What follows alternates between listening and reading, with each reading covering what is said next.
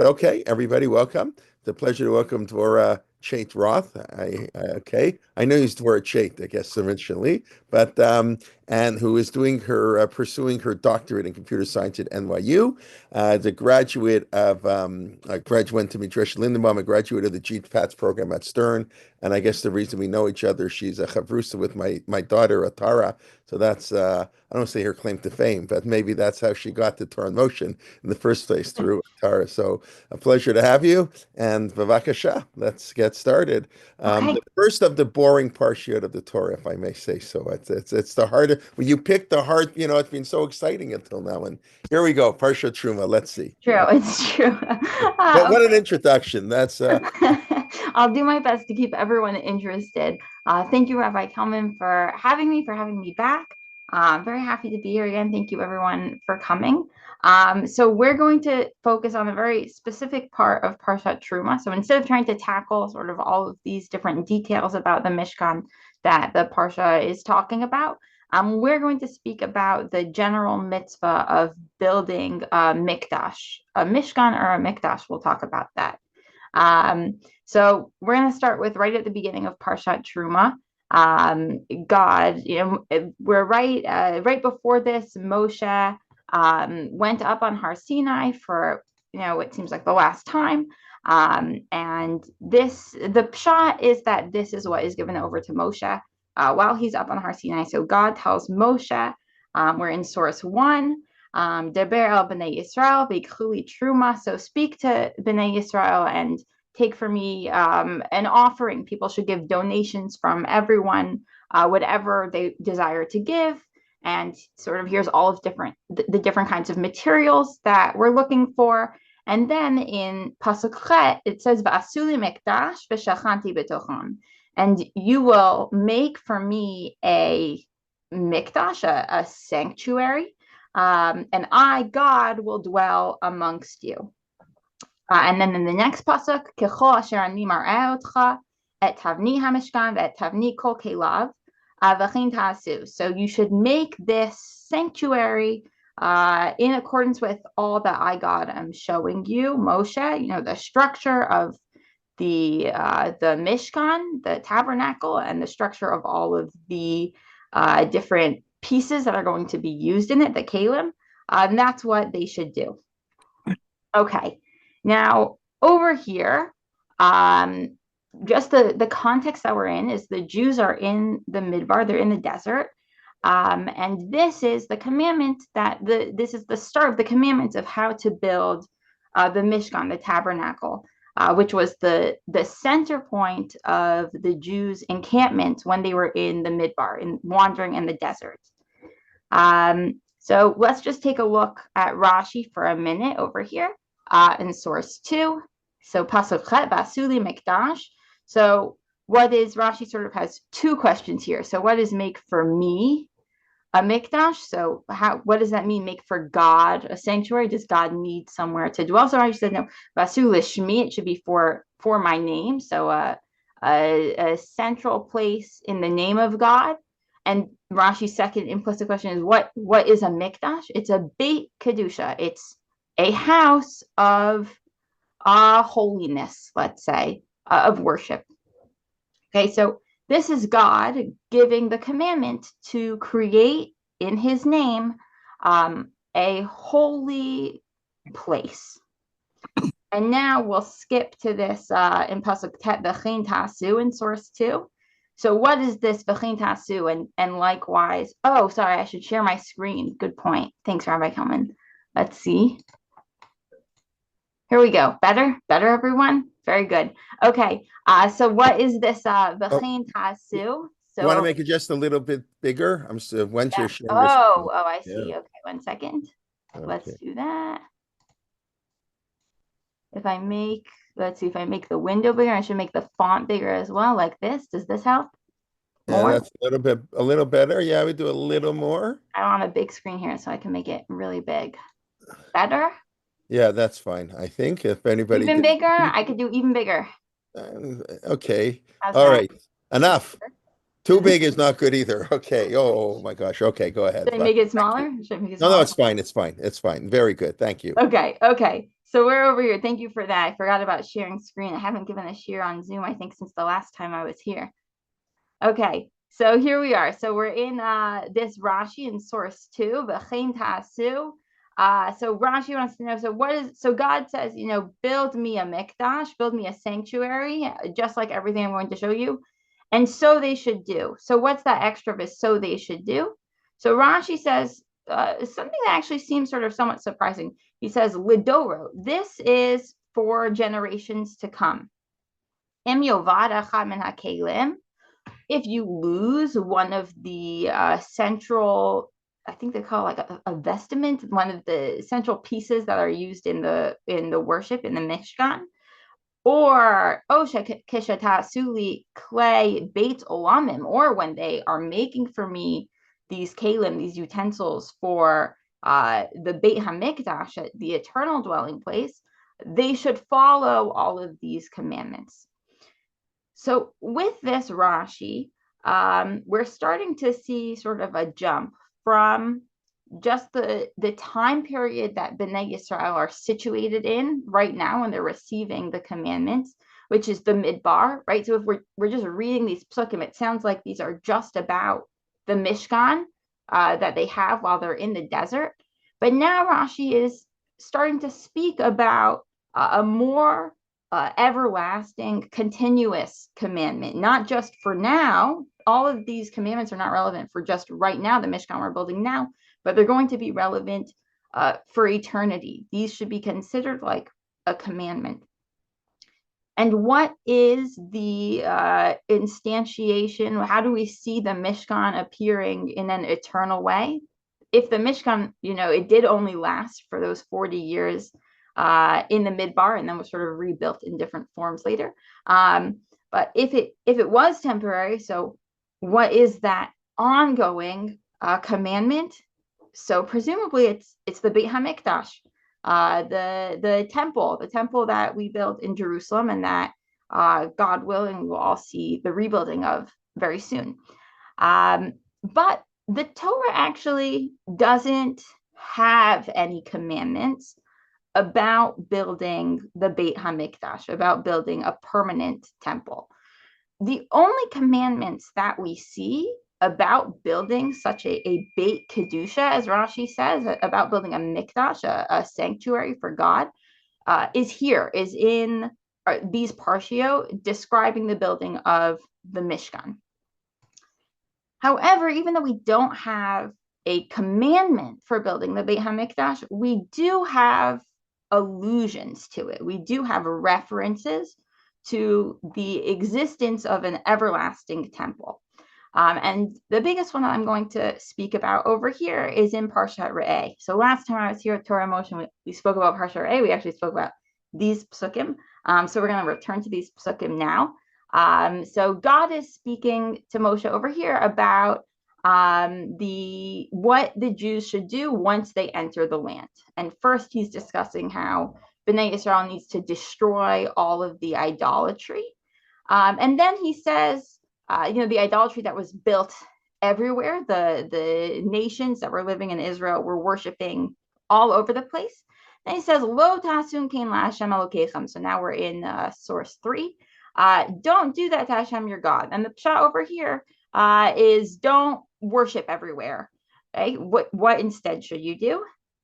In pasuk Hey, Ki im el hamakom asher yivchar Hashem Elokechem mikol shivtechem lasum et shemo sham l'shichno tidrishu uvata shama. So instead of being like the idol worshippers before you in Israel, who worshipped everywhere, wherever they wanted, you instead will only go to the place that God chooses out of all of your tribes, where he will choose to place his name there. And you should seek out his presence and go there for worshiping. And then we continue, you'll bring your karbanos, your sacrifices there. That's where you will appear before God. So in Parshat Terumah, in our Parsha, we're receiving commandments about the Mishkan, which is a temporary kind of mikdash, a temporary sanctuary. Here in Devarim, we're seeing a discussion about a more permanent location that's going to be chosen. That has these similar themes that we're speaking about with the Mishkan. Certainly, we have a reference to the Shechina, to a place where God's presence will dwell. And that's exactly how God described the Mishkan, a place for God's presence to dwell. And we'll come back to the rest of these psukim in a little while. But over here, we could see, again, in Pasuk Yud Aleph, the place that God chooses, Hamakom asher yibchar Hashem Elokechem bo l'shakein shemo sham, where He's going to rest His presence. So it seems like, there is this connection between the Mishkan and the Mikdash, where both of them are going to be these central dwelling places for God. And what I want to focus on tonight is what is the connection between these two places, between the temporary instantiation of a mikdash, which is the Mishkan, and between this more permanent version of it, which is the Beit HaMikdash. And we're going to look at it in the context of two great scholars, great Torah scholars, who laid out their own count of the 613 mitzvot. One of them is known as the Sefer Mitzvos Gadol, the Smag. He was from France in the 13th and 14th century. And the other is Maimonides, the Rambam. And both the Smag and the Rambam had their own counts of the 613 mitzvot, and they very often clash in how they count them. So tonight we're going to look at a debate between them on how do we view the commandment to build a Mishkan, and how does that relate to the building of the Beit HaMikdash, so the temporary and the permanent. So to start, we're going to look at the Smag. Okay, so he gives sort of an abridged version of the 613 mitzvos, in case you don't want to read his long explanation. So first, let's look at his abridged version. What does he say the mitzvah is? Livnot Beit HaBechira in source 4. It's to build the chosen house, and Beit HaBechira references the Beit HaMikdash. So what is the mitzvah? The mitzvah is to build the permanent mikdash, the Beit HaMikdash, the permanent temple. Now, what are the sources? Shene'emar v'asuli mikdash. So that's our pasuk. That's in Parshat Terumah. Make for me a sanctuary, and we know that was in context of the Mishkan, the temporary sanctuary. V'chein ta'asu. So that's and so you shall do, which is what Rashi picked up on. That's the lidoros. That's the hint that this is more about something eternal. And he gives another pasuk. Okay, that was our pasuk from Devarim, from Parshat Re'eh, that was speaking about the Beit HaMikdash, that there will be a place that God chooses to rest His name there. So the Smag is referencing the building of the Mishkan, but it does not seem that is what he views as the mitzvah, as the commandment. He's using this pasuk, but he's using it in terms of the eternal implications of what it tells us. We had to build a Mishkan at the time, but what is the long-term importance of that? It's for building the temple. And to give a little bit more intuition over here, it might be a little confusing. There was definitely the Smag, the Sefer Mitzvos Gadol, for sure thinks there was a commandment to build the Mishkan. But what gets counted in the 613? The 613 only gets mitzvos that are eternal, commandments that apply for all time. If a commandment is sort of like a temporary thing, it doesn't get counted. Okay, so it seems like the Smag thinks the commandment to build the Mishkan, that was a temporary thing. That does not get counted in the 613. And indeed, let's look over here on his elaborated version.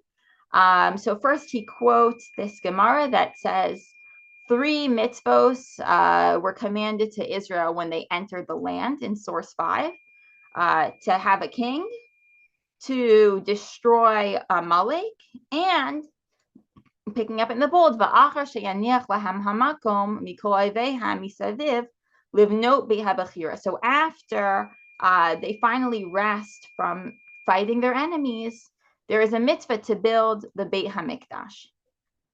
Shene'emar va'avartem et hayarden yeshavtem ba'aretz.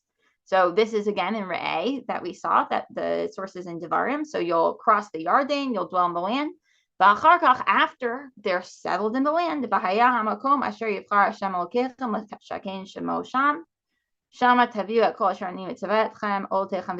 so once you've settled, then the place that God chooses is to dwell, to rest his presence, will be where you bring all of your sacrifices. And notice at this point over here, he has dropped the references to Shemos, to the Mishkan. Okay, when he is giving the full unabridged version, the source for building the Beit HaMikdash is just the Devarim Psukim, just the Psukim that are speaking about the Beit HaMikdash, the eternal resting place for God. And then he even, in case you're not sure, maybe the Mishkan should be, maybe, the Mishkan is sort of including this. He gets very clear. He says, so when does this commandment kick in? It kicks in once we reached the times of David, when David said, I'm ready to build a Beit HaMikdash, and that's when the Beit HaMikdash shortly after was actually built. Okay, so for the Smog, even though they were commanded to build the Mishkan, the only everlasting commandment is building the Beit HaMikdash, is the permanent version of the Mishkan. The Mishkan is very nice. It gave us a lot of information about how to build the Beit HaMikdash, but the Beit HaMikdash was the real mitzvah. Now we're going to look at the Rambam. And the Rambam, Maimonides, has a different approach. Okay, so let's look in source 6. So with the Rambam, we're going to be looking at two sources. So he has a count of all of the mitzvot, just like the Sefer Mitzvot Gadol. That's called the Sefer HaMitzvot. And then he also elaborates on all of the different halachos in the Mishnah Torah. So we'll look at both of those sources. But first, in source 6, let's look at his count of the mitzvot. So he counts this as mitzvah number 20, HaMitzvah HaEsrim. Hisha in source 6, Hisha Tzivanu Livnot Beit Avoda. What is the commandment? To build a house of worship or of sacrifice. Bo Yehiyeh HaHakrava v'Havarat HaEsh Tamid Be'elav Yehiyeh HaAlicha v'Ha'aliyah L'Regel v'Ha'Kibutz B'Kol Shana. And what will happen in this Beit Avoda, in this house of worship? That will be where you bring your sacrifices, your karbano, where we burn the eternal flame. And that's where everyone will go to and congregate for the Shalosh Regalim, for the times when the Jews are commanded to all congregate together. Now, the Rambam, I think we should be very careful what he's saying. He's not saying to build a Beit HaMikdash. He's saying to build a Beit Avoda, a place of worship. And what is the pasuk that he quotes? V'hu amro yitaleh v'asuli mikdash. What's the source pasuk? Is our Mishkan pasuk, to make for me a sanctuary. And now he quotes the same Gemara that the Smog quoted about the 3 mitzvot that we have. And he says, Hinei hitbar shebinyan Beit HaBechira mitzvah b'fnei atzma. So we know that building the Beit HaMikdash is its own mitzvah. But in the formulation, he's not saying that the mitzvah is to build the Beit HaMikdash. He's saying the mitzvah is to build a place of worship. And we'll go now to the Mishnah Torah, where he gets a little bit more explicit. So over here, he has in source 7, he has an introduction at the beginning of every set of halachot, where he counts off all the mitzvot that he's going to discuss. What is the first mitzvah in Beit HaBechira in this section of halachot? Livnot mikdash. It's just to build a sanctuary. There are actually some versions that say Beit HaMikdash, but as far as I'm aware, the more accurate, the versions that are known to have more accurate texts of the Rambam don't have Beit HaMikdash, they have Mikdash. And indeed, this makes a lot more sense, because if we look at source 8, it says, mitzvah aseh laso bayit laHashem, muchan lihiyot makrivim bo hakarbano v'chogegin alav shalosh pa'amim bashana shene'amar v'asuli mikdash. So what is the commandment? The commandment is to build a house for God, a place for God that is ready for people to bring sacrifices there, and where we will celebrate the Shalosh Regalim. As the pasuk says, "V'asuli mikdash," you should make for me a sanctuary. And so we're seeing over here that there's a debate coming out between the Sefer Mitzvos Gadol, the Smag, who was pretty explicit, who held the mitzvah is just to build the Beit HaMikdash, and the Rambam, who does not seem to be saying the mitzvah is to build that temporary sanctuary, but the permanent sanctuary, but the mitzvah is to build a house of worship. And now the Rambam is going to get even more clear. He goes through every house of worship that we have had. So first he says the Mishkan that Moshe made was explained. That was temporary. So the Mishkan did not last. Then in Halacha he says when they entered the land, they had a Mishkan in Gilgal. So that was right when they crossed the Yarden. They had a Mishkan there. Umisham ba'u l'Shilo, ulo sham bayit shalavanim.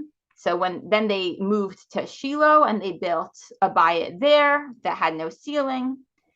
And then he says they went to Nov and they built a mikdash there. And then they went to Givon and built a mikdash there. And then from Givon they went to a Beit Olamim. But the implication from the Rambam is that every single one of these places was a fulfillment of the mitzvah of Asuli Mikdash.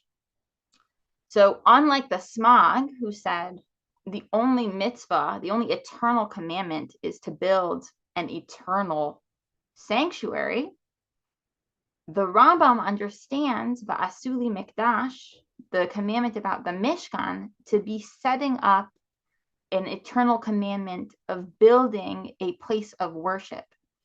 And that commandment was fulfilled not just with the Beit HaMikdash, it was fulfilled with the Mishkan in the Midbar. It was fulfilled with the Mishkan at Shiloh. And it was even fulfilled with these very temporary locations of Gilgal, right when they crossed the Jordan River, and Nov and Givon, where at times they didn't even have an Aron. They didn't even have an Ark of the Covenant there. Now the Rambam has to address, if this is our eternal commandment. So the commandment is not tied to Yerushalayim. It's not tied to a temporary, to a permanent Beit HaMikdash, to the permanent place. So that sounds like we have the commandment right now, right? We should be able to we should have to build one of these, a bayit laHashem, somewhere right now. It doesn't have to be Yerushalayim. Okay, so what happened? Kevan shenivna hamikdash in source 8, still halacha gimel. Once the mikdash was built, Yerushalayim, nesru kol hamikomo kulan livno behen bayit laHashem, ulahakir behen karban. So once we hit Yerushalayim, all the other places became forbidden for building the Beit HaMikdash and for bringing sacrifices. Ve'ein sham bayit ledorei hadoros ela b'Yerushalayim bilvad ubahar haMoriah sheba. The only eternal place for building a bayit is in Yerushalayim. Okay, so this is what I want to take a little bit of time to think about. The way that the Rambam lays this out, I found somewhat surprising, because I never expected that these very, very temporary locations, Gilgal, Nov, Givon, where there was something set up, there was a mizbeach set up for just a short number of years in a very temporary kind of fashion. I would never expect that to be the same fulfillment of a commandment, the same commandment as building a Beit HaMikdash. The Beit HaMikdash seems like it is something that should be fundamentally different. And even more surprising to me is the way that the Rambam describes this in Halacha Gimel. There's nothing sort of essentially tied to the mitzvah about the location of Yerushalayim. It just happened to be that once we hit Yerushalayim, so now all the other places are forbidden. We can't fulfill the commandment of building a house of worship anywhere else. But it's nothing essential to the commandment of building a mikdash. It's just that once we hit Jerusalem, everywhere else became out of bounds. And so now we're waiting to fulfill this commandment in Jerusalem because that happens to be now the only place where we can fulfill this commandment. And the Kesef Mishnah, okay, so over here, this is Rav Yosef Karo in source 9. He's intrigued by this debate between the Rambam and the Smag, the Sefer Mitzvos Gadol. And what he tries to do is he tries to think about the psukim that they each bring as their sources for the mitzvah. Okay, so he brings the words of the Rambam, he brings the words of the Rambam in the Sefer HaMitzvah, he brings the words of the Smag, and now he tries to address why does each one pick the source pasuk that they picked. Okay, so this is in source 9. So he says, Vinera shalo ratza lomar. So the Smag he's talking about, he says, it seems like the Smag didn't want to say Shaha mitzvah hi basuli mikdash, kamosha katav rabbeinu. He doesn't want to say the mitzvah is this make for me a mikdash, a sanctuary, which was in our Parsha in Terumah, like the Rambam said.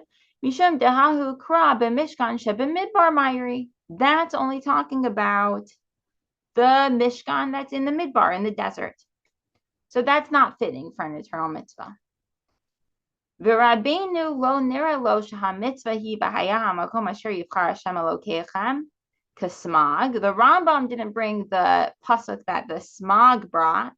In Devarim, the place that God chooses, that's where it'll go. Why? Mishum dehatam lo pakid livno tabeya b'chira ela sipor b'amahu. Over there, the pasuk isn't saying you must build this place. It's just saying there will exist a place. It's just a description. It's not a commandment. And then the Smag tries to sort of address the difference between the Rambam and the Smag. The Kesef Mishnah, yes, tries to address these differences. So we'll skip over here. He wants to defend the Rambam essentially. So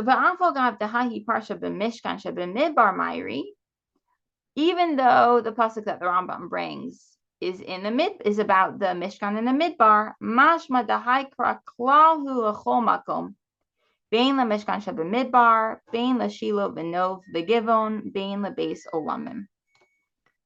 So even though the pasuk in the about the Mishkan is just talking about that temporary sanctuary, it seems that it's really meant to be about all of the dwelling places, all of the mikdashes that we're going to build, whether in the Midbar, Shiloh, Nov, Givon, or the Beis HaMikdash.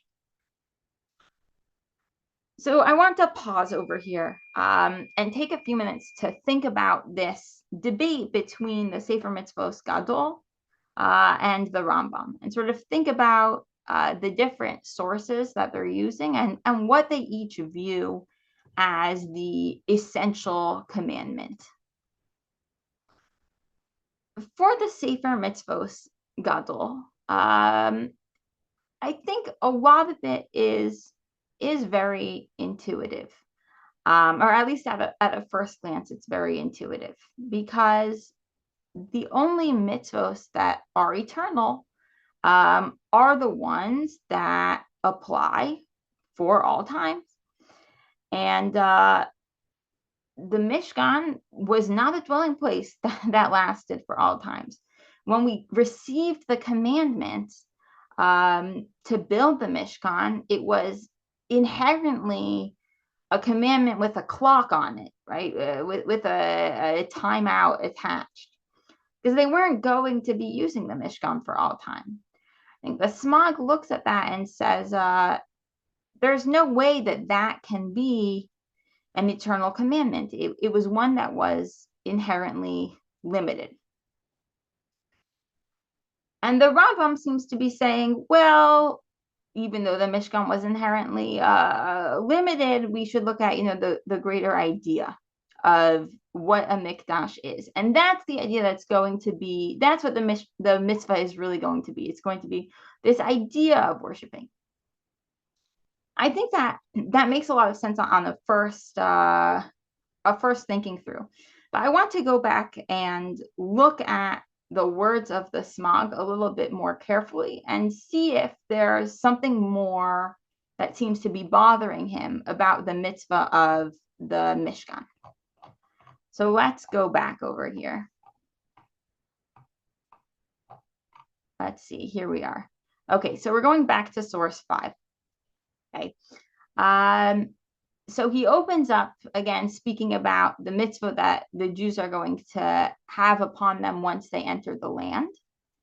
And included in this is first they have to establish a king, and then they have to destroy Amalek, and then only once God gives them peace from their enemies is there going to be this mitzvah of building a Beit HaBechira, building a Beit HaMikdash.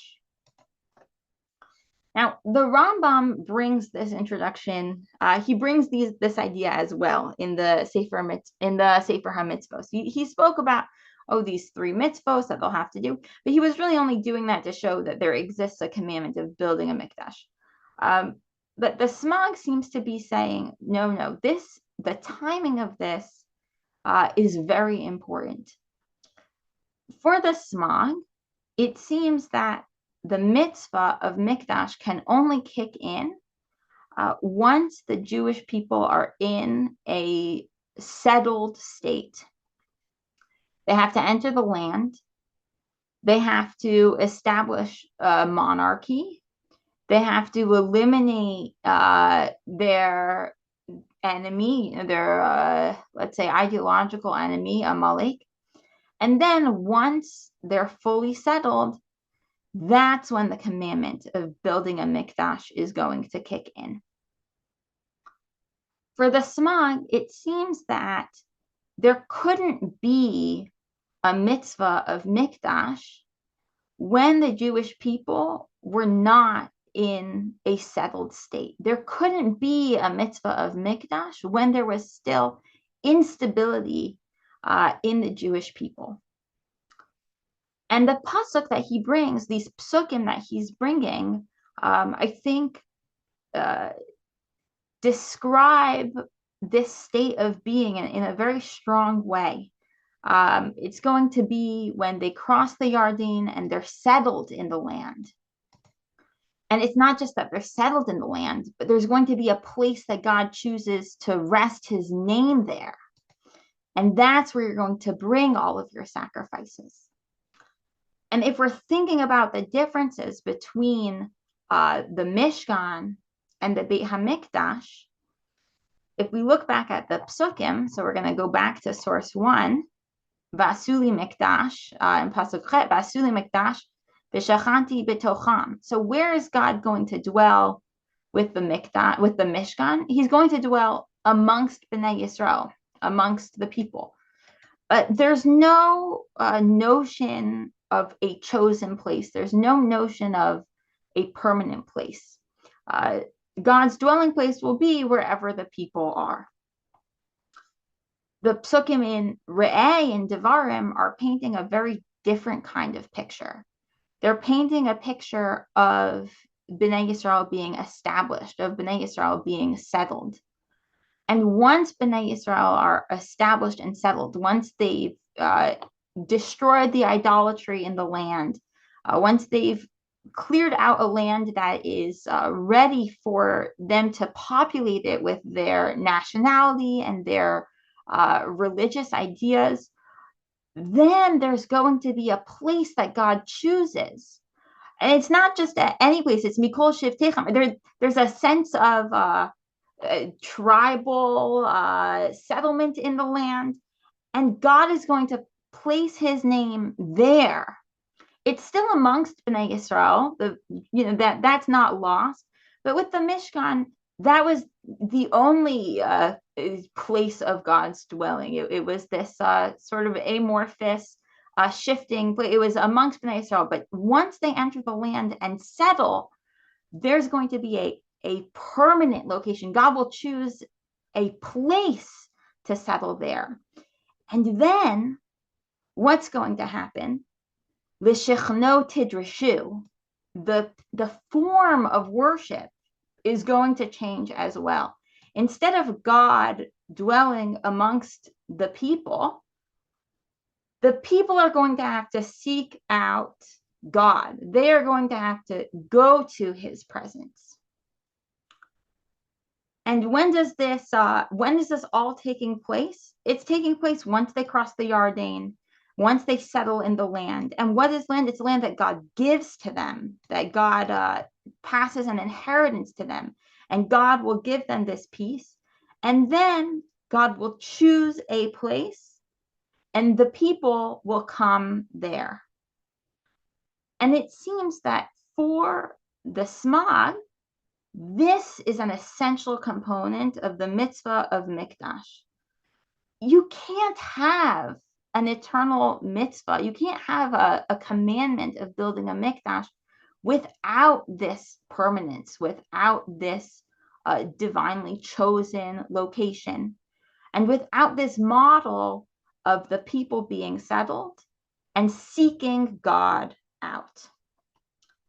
And indeed, if we look at the way that the Smag continues here, back in source 5, V'ne'amar, so he's describing Har HaMoriah, and he says, V'ne'amar ve'yichal Shlomo livnot et Beit Hashem b'Yerushalayim b'Har HaMoriah. So Shlomo began to build the Mikdash in Yerushalayim and Har HaMoriah. And what is Har HaMoriah? B'sham ne'akad Yitzchak. That's where Akedat Yitzchak was. Shene'amar v'lech lecha el Har HaMoriah. Go to Har HaMoriah. This place that the Mikdash is going to be built is an essential place of the people following where God chooses, and engaging in that kind of submission and sacrifice. And Rav Soloveitchik speaks extensively in a lot of different places about what is the paradigm set up by Akedat Yitzchak and on Har HaMoriah.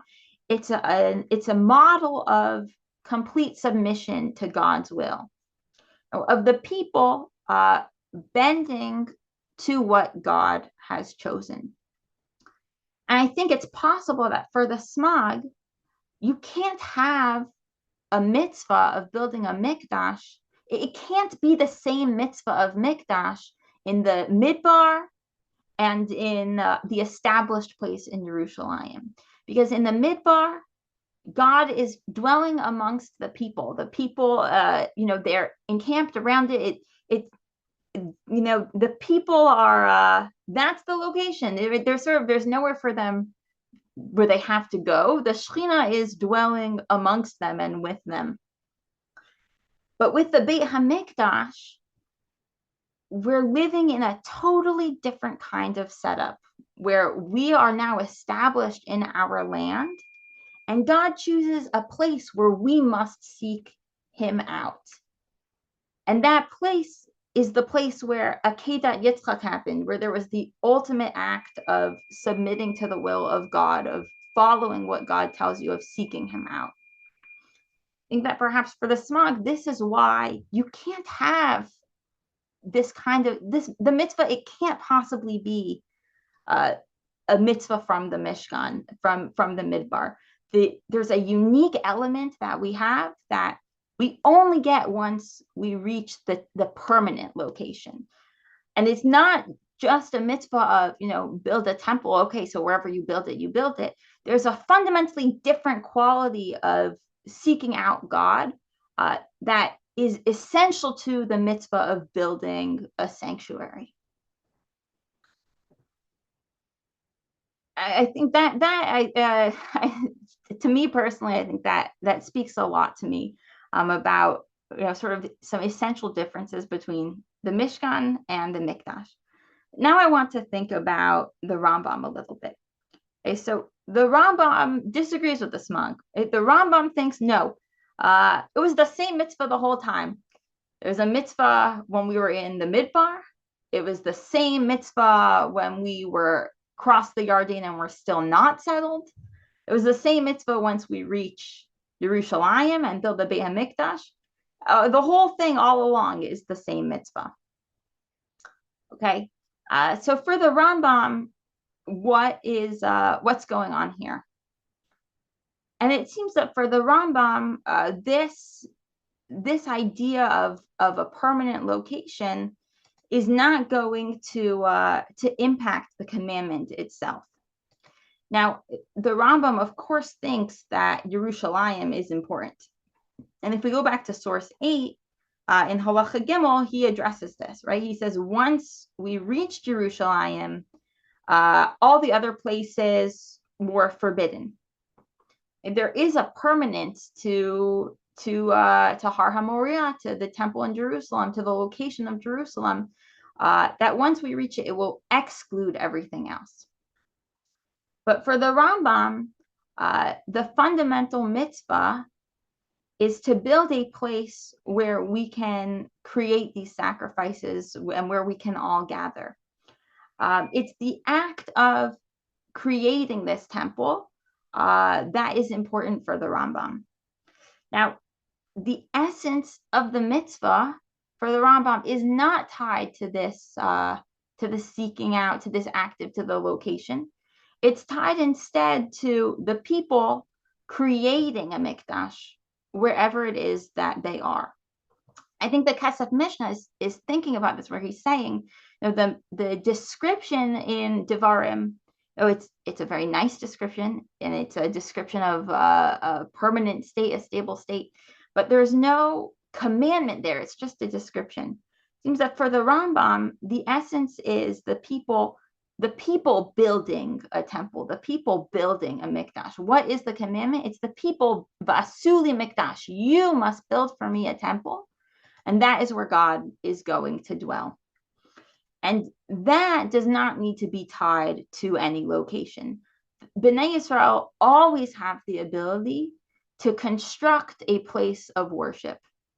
Now, of course, once you reach the place of the Akedah, once you reach Yerushalayim, so that has an ultimate. It's a paradigmatic location for the people building a place of sacrifice. Sort of once we reach that, we can't move on from there. We can't just pass that over. We say, okay, we found the place where we want to be building for all time. But for the Rambam, the essential mitzvah seems to be the people creating a place of worship for God, the people creating a place for bringing the karbanos, for gathering together. There's nothing essential about location, and there's nothing essential about that permanent, stable state. And so we can have,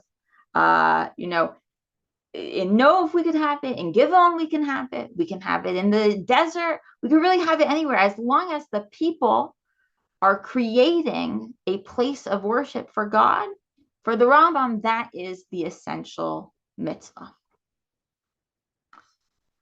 So I thought that this was, I haven't seen this debate before, and I have wondered in the past about sort of, you think in the back of your mind, there's commandments about building the Mishkan. There's no commandments about building the Mikdash. But it's very interesting for me to explore sort of the connection between these, the temporary and the permanent. To end us off, I want to focus a little bit more on specifically the Mishkan and the Beit HaMikdash for the Rambam, because in the Smog, the Beit HaMikdash, as we said, has this very it has this fundamentally different quality, the Beit HaMikdash.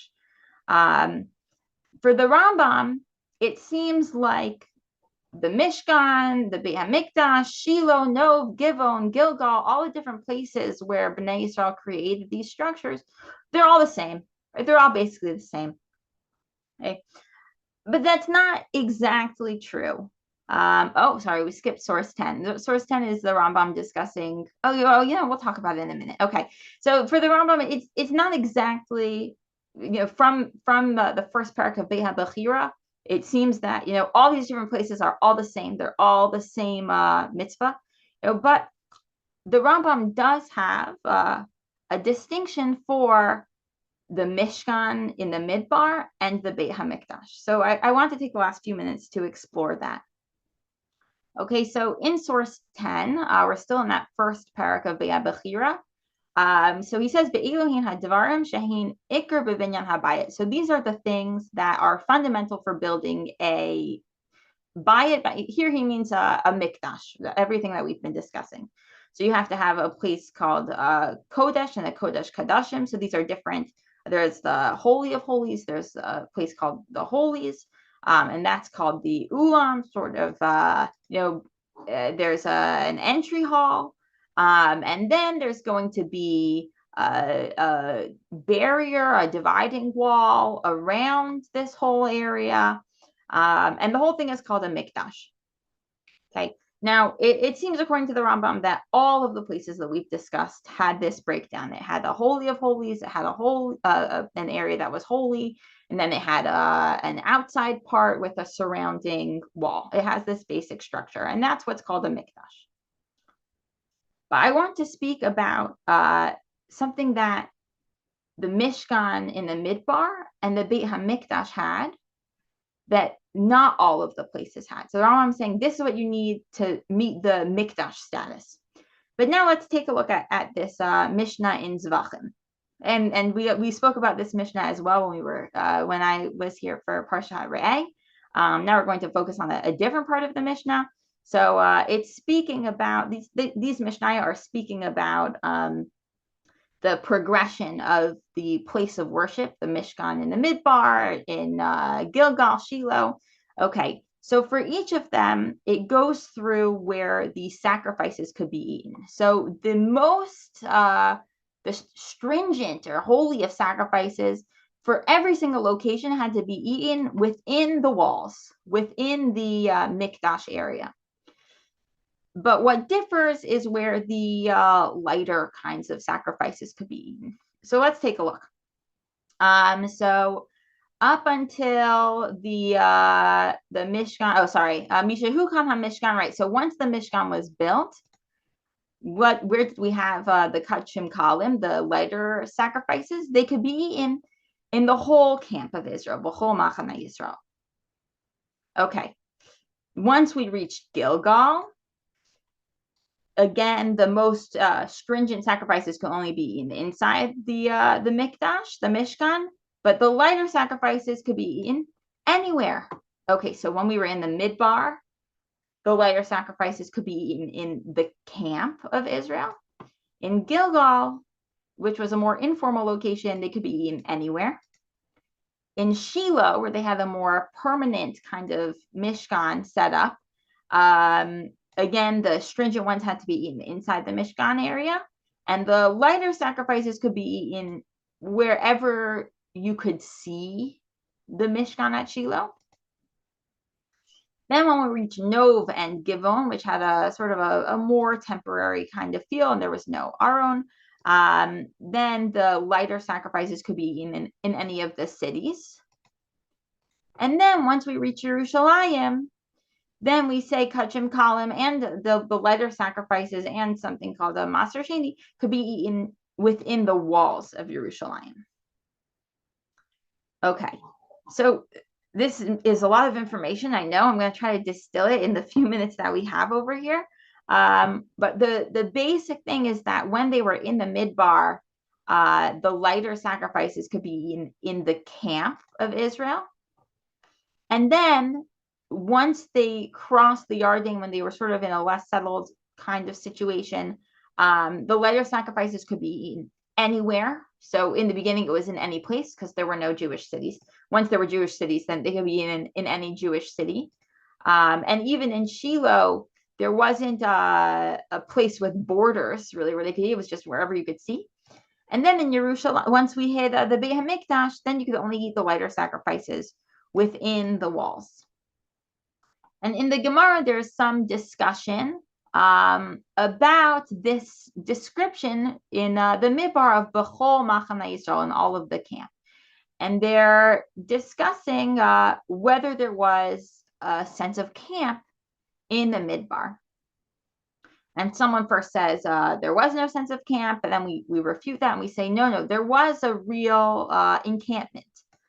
Okay. And it seems that, this debate is centered on the way that the people moved. Sort of, do we have a sense of a fixed encampment with borders?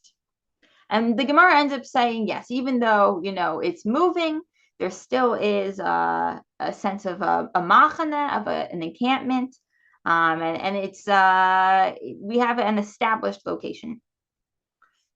Now, what the Rambam does with this, he brings these halachot up in Beit HaBechira, where we started, in the 7th parak. And he says, Shalosh machano hayu b'midbar. So there were 3 encampments in the desert, or 3 layers of encampments. There was a Machana Yisrael. So this was like the largest circle you can imagine, where all of the tribes were encamped. Then there was a Machana Levia. So there was an inner encampment of the tribe of Levi, and then there was a Machane Shechina. And the Machane Shechina is Mipetach Chatzer Ohel Moed V'Lifnim. So from the opening of the tent of meeting of the Mishkan and inwards. And then he says Ukenegdan Lidoro. So in opposite this, or sort of in accordance with this, we have this set up eternally, Lidoro. From the entrance of Jerusalem until Har HaBayit is like that outer encampment in the desert, K'machane Yisrael. And from the entrance to Har HaBayit until the beginning of the Beit HaMikdash area, the Azara, is like Machane Levia, the tribe of Levi's encampment. And then the Beit HaMikdash itself was the Machane Shechina. And if we look back at source 10, we can think for a minute in terms of machane. So he's saying what the Rambam is saying, what do we need to be a mikdash, to be a sanctuary? You need to have the Holy of Holies and the Holies, and then this sort of area right outside of it. Okay? But if you match up the descriptions, it seems that the Rambam thinks all that you need to be a Beit HaMikdash is what he calls the Machane Shechina, that innermost encampment. And that's what they all had. They all had an innermost encampment. However, the Mishkan and the Beit HaMikdash did not just have an innermost encampment. They also had these 2 other layers of encampments. They had a Machane Levia and a Machane Yisrael. I just want to focus on this for one more minute because I think in the Rambam, you can come away with this sense that every sanctuary, every mikdash that we have made, all have the same status. They're all exactly the same as each other. They're all fulfilling the same mitzvah. But over here, the Rambam is telling us, no, there's something special about the Mishkan in the Midbar and the Beit HaMikdash. And these 2 places, they didn't just have that innermost encampment, the Machane Shechina. They didn't just have a place of worship, but the Midbar, the Mishkan in the Midbar, and the Beit HaMikdash both created these concentric spheres of Kedusha, the greater sense of Machane. And we spoke actually last time about sort of the differences between these temporary places of worship and the Mishkan in the Midbar and the Beit HaMikdash. And for all the other places, in Shiloh, in Gilgal, in Nov, and Givon, we did have a Mikdash, right? The Rambam is very explicit about that. But we didn't have any sense of machane, of encampment. And I forgot to bring the source over here, but there's a very interesting Gemara in Shabbos. I think maybe it's it's in the 30s, Lamed Gimel, something like that, that's speaking about the Mishkan in the Midbar, where we say sort of, did the Mishkan have a place? And we ended up saying it does have a place, even though it didn't have a fixed geographic location. It was always the place that God told them to be. It was built always al pi Hashem, in the place that God determined. And I think over here the Rambam is alluding to this quality that both the Mishkan and the Midbar and the Beit HaMikdash both had. And that even though the Mishkan and the Midbar did not have a fixed geographic location, it created a kedushat makom. It created a machana, an encampment that had halachic ramifications. That had it was a makom of kedusha, as we could see from Zvachim, because over there you could eat your sacrifices. That's not something that you can It created a boundary. It created a place where the sacrifices could be eaten. Now, when we were in Gilgal, when we were in all of these other places, there was no boundary like that, because it was sort of everywhere that was in the Mikdash was all basically the same. But in the Midbar and with the Beit HaMikdash, there's a Kedushat Makom, a sanctified area that emanates from the Mikdash, the Mishkan that was built there. And I think that idea that the Smog might be alluding to, the idea of the essentialness of a place that God chooses that we need to go to. I think that for the Rambam, the idea can still be seen in the way that the Mishkan and the Midbar and the Beit HaMikdash are both singled out, in the way that the Mishkan, even though it wasn't a permanent geographic location, it was always al pi Hashem. It was always a place that God determined that they should be. And in this way, where they both have that divinely chosen location, they both have a sense of machana, of a kedushat makom, of creating a sanctified boundary around the temple that we built. I'm gonna end here, because I think we only have a couple of minutes left. But would love to discuss more of these ideas.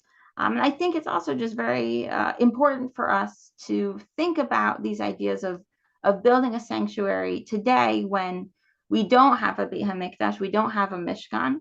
I think it's very important for us to still keep these ideas in mind, and God willing, we'll all merit to see the building of the temple in our lifetime.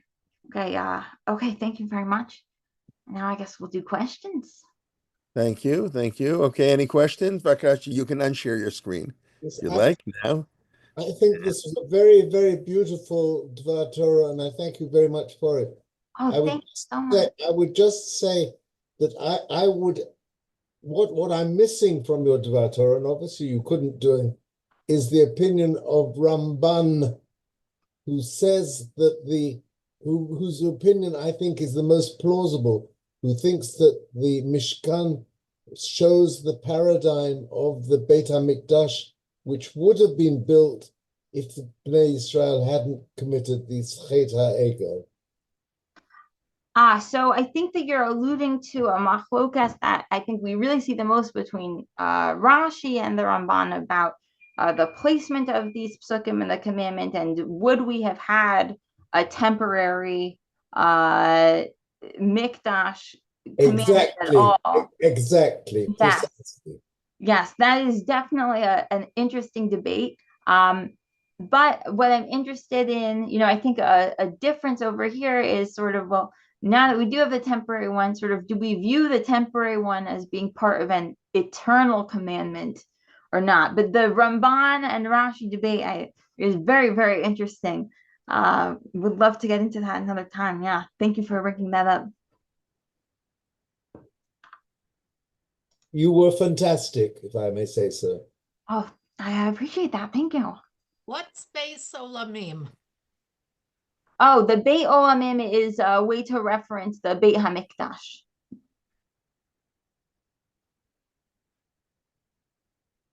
All right. Any other questions, comments? Vakasha? Okay. Otherwise, we'll say thank you. I don't know if you addressed, I see one question in the Oh, chat I box. see this with the Rambam's understanding. Yeah, that was, he just spoke about the Ramban. Yeah. Yes, and then I And see this, there's one with the Rambam's understanding extend in a sense to building Vatikan SEO in Gullus. Oh, that's very interesting. I mean, the Rambam, in the end, he does say, the only place where we can achieve this mitzvah is in Jerusalem. Once we reach Jerusalem, we exclude all other locations. But it is an interesting idea in that he doesn't have that location essentialness. So it could be that he would view a synagogue as sort of a mini version. That's a very interesting idea. okay. Thank you. Thank you, Dora. Okay. Thank you, Yeah. everybody. Thank you all for coming. Okay. And tomorrow Thank morning, of course, you. my share on the Siddur, 9:15 tomorrow morning, Rabbi Leaptag Sunday, Sunday, and of course, a week from Sunday, I'm sure you've all gotten the email. We have a mental health program, an important program, a difficult subject in many ways, but a very important subject. We have 8, I think, world-class, top-notch speakers, experts in from all kinds of fields and areas. So that's a week Sunday, March 9th, which I just realized. Israel will only be 6 hours ahead. We changed the clock on March the 8th here, or it's officially March the 9th, 2 a.m. But in Israel, so for about 3 weeks, I think we're going to be 1 hour closer to Israel. So I don't think there's anybody in Israel now online, but we'll have to mention that and point that out in our as our shiurim come up. But okay, thank you, everybody. Thank you, Dvorah. And Shabbat Shalom. Please invite a friend to come to a class, and we hope to see you soon. It was brilliant and not boring at all, Rabbi Cal. No, I didn't. I just meant these Parshat aren't as they say. When I was in Rav Shechter's shir, so he would often comment, "This is like I know it sounds like I don't mean it. He's this is a long piece of thing or a long boring piece. I don't think anybody's going to tell you that Parshat Terumah is as exciting as Chaye Sarah or Vayeshev, or Mika. Like it just. But that doesn't mean it's not as meaningful and can't be made exciting. So that was just I was trying to say, look how our speaker can take something that looks dry and make it exciting. That's all. So that was, I hope that wasn't misunderstood from the beginning. But until Bamid, till Kedoshim, people sort of, they're not quite as excited on the Parshat Shavua. What can I tell you? I don't know. Maybe I'm wrong. Maybe that's just me. But okay. All right. Thank you, Thank everybody. you very much. Okay. Thank you and Lila Tov. We hope to see you soon. Okay, Lila Tov. Thank you, Rabbi Cohen, for having me back. Okay. Yeah. Thank you. I see Tara was just here. Hello. Hi, Tara. Okay. You can stay. You can stay on and talk to each other if you'd like, but you don't have to. But it's nice, Zoom has this sort of friendly, atmosphere. People. Yeah, all these people who I don't know, but I know them because we learn together online. It's a beautiful thing. Okay, Lila Tov.